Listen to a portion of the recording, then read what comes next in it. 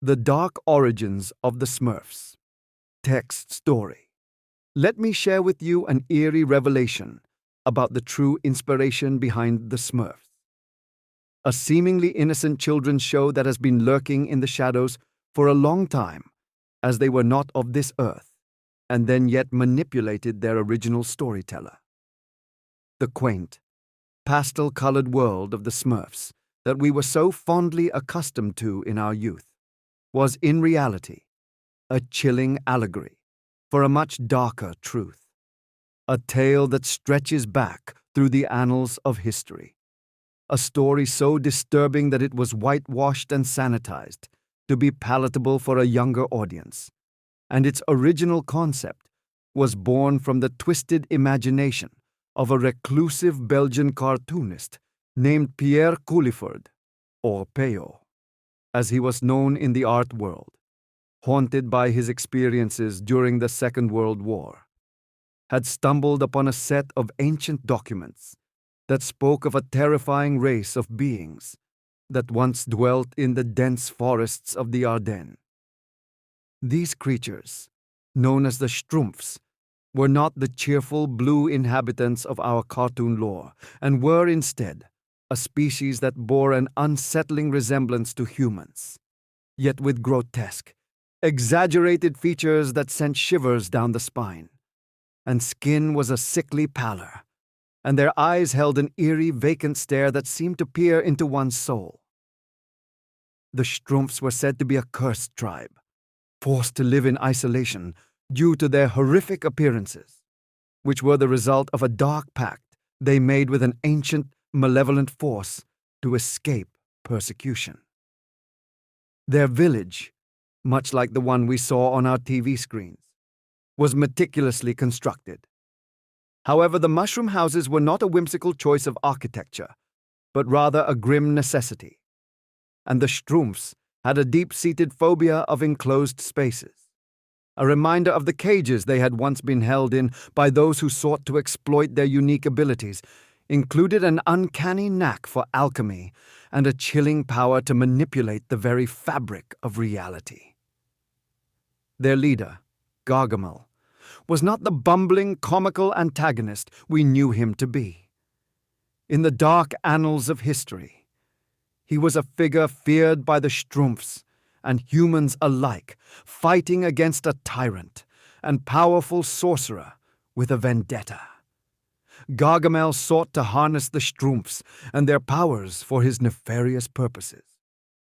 Had he not been driven mad by his obsession, and was known to perform gruesome experiments on the captured creatures to unlock their secret transformation of his face, was a testament to his dark practices, a side effect of his dabbling in the forbidden arts. The Smurfs, as they were later named, lived in a constant state of fear, hiding from Gargamel and his cat, Azrael, as the cartoon's light-hearted adventures were, in fact, a macabre dance of survival. The laughter that filled the air was a desperate facade, a coping mechanism for the horrors that lurked just beyond their mushroom-covered sanctuary. The story of the Smurfs is a tragic one, filled with loss and despair, with characters we knew as friends were survivors of a catastrophe they endured before World War II, a reminder of the dark times that humanity had tried to erase. Each of them had a backstory shrouded in pain and suffering, their names a silent tribute to those who were lost in the conflict with Gargamel. And what of the Smurfs and their creator, Peyo? He was said to have been haunted by his discovery, plagued by nightmares and an overwhelming sense of guilt. And the decision to rebrand the Smurfs as a children's show was a desperate attempt to warn the world of the darkness that lay hidden in plain sight, while simultaneously ensuring that the memories of his friends remained pure and unsullied. During the Nazi occupation of Belgium, the Smurfs became aggressive and started to take matters into their own hands by forming a clandestine resistance, sabotaging Nazi operations, and aiding the Allied forces with cunning and stealth earned them the admiration of the locals, who whispered tales of their heroism through the years. But with freedom came a new terror, the fear of discovery. One time, a few of them attacked a bunch of Nazis and did the unthinkable by eating them. That is why when the villagers started to view them as monsters and not saviors, horrors of the war had twisted them, and they could no longer live in harmony with humans. They retreated deeper into the woods, their existence becoming a mere legend, whispered around campfires. Peyo, who had witnessed these events firsthand, was torn between admiration for their bravery and horror at their actions. Felt a moral obligation to share their story, but knew it would be misunderstood by the world, still healing from the war's atrocities.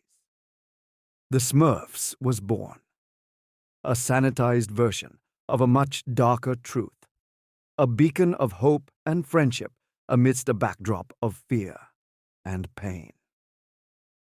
The controversy surrounding the Smurfs and their origin lies in the fact that this dark past has been buried beneath layers of commercialization and child-friendly storytelling, and a testament to the human capacity to sanitize and commodify even the most harrowing of histories.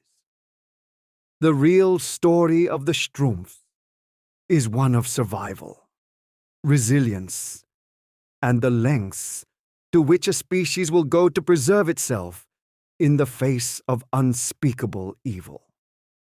When the Smurfs were rediscovered by the Belgian authorities in 1973, they resisted by using their alchemical prowess to create illusions and decoys, confusing their would-be captors and ensuring their survival, and the government, fearful of the chaos that would ensue if the truth about these beings were revealed, decided to keep their existence a secret, allowing them to live in the forests undisturbed. As the anthropologists and biologists set foot in the Smurf lands in the 1980s, they were struck by the profound intelligence of the creatures, who had developed a complex society, language, and even a form of government despite their isolation. But their studies were cut short by the Smurfs and the consequences of doing such. In a tragic twist, the Smurfs, who had once been so eager to help humanity, had grown distrustful and hostile towards outsiders. Their experiences with Gargamel and the horrors of war had left them jaded and suspicious, and they could not bear the thought of being misunderstood or exploited once again, and so they chose to vanish from the annals of science, leaving only the whimsical cartoon to tell a watered-down version of their story. A grisly sight was beheld with piles of human bones and other remains scattered around. It was clear that the Smurfs had not abandoned their fierce defense mechanisms and had resorted to cannibalism to protect themselves from those who sought to do them harm. And the controversy surrounding the Smurfs does not end with their origin story. It extends into the realm of their psychological and societal impact because of their cannibalistic and feral nature. The very essence of their being was a stark reminder of the primal instincts that lurk within all of us, the capacity for violence, and the lengths we will go to protect those we hold dear. Because of these versions of events that have influenced the cartoon and exploitation of them with the reality of the Smurfs, the debate about ethical and moral considerations for their culture and ways of life is ongoing, with some advocating for their rights and others deeming them too dangerous to be integrated into society. The thought process going through Peyo's mind as he sat down to create this whimsical world was not one of a creative genius seeking to entertain, but rather a tortured soul attempting to exorcise the demons of his past. The Smurfs were a way for him to confront the darkness he had witnessed, to give voice to the voiceless, and to ensure that the true story of the Strumpfs was not forgotten, even if it was cloaked in the guise of children's entertainment. This is the real, unvarnished, and controversial truth about the Smurfs, a tale that is as hauntingly beautiful as it is disturbingly real.